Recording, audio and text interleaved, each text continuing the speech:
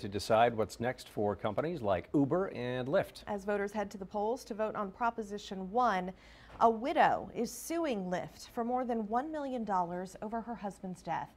We told you about the lawsuit last night here at 9 o'clock. 31-year-old Robert Wenzel died after a motorcycle crash in Austin this weekend. Now, KXAN investigator Kevin Schwaller shows us why a key issue in this case is also an issue voters are deciding.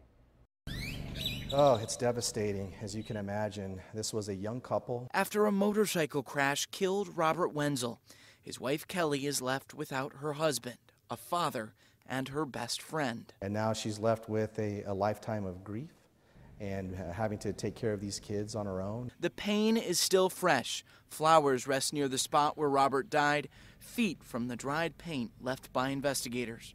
The crash report shows police believe Robert might not have been paying attention, but the family's lawyer believes the crash happened because of a Lyft driver. Here's where the police crash report we obtained and the lawsuit differ. The crash report states that Robert lost control back there after hitting a dip. He then ran into the curb and hit that pole.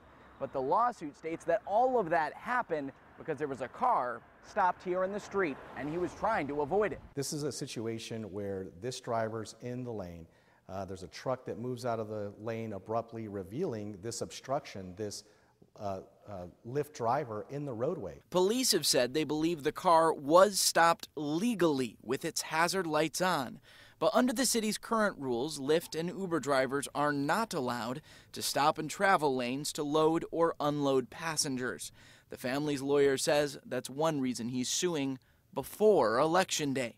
Kevin Schwaller, KXAN, investigates. And voting for Proposition 1 next week would also end the city rule banning rideshare drivers from stopping in traffic. Lyft sent us a statement saying its sympathies are with the family and they're willing to help police with their investigation. The spokesperson for ride-sharing Works for Austin declined to comment for this story. Well, early voting records show people in Austin are heavily invested in this election. According to the Travis County Clerk, nearly 25,000 people have cast their ballots in the first 4 days of early voting. That's more than 4% of registered voters. That number is significantly higher than the presidential primary in March, where about 16,000 people voted in the first 4 days of early voting. That's a 2.5% mark of registered voters.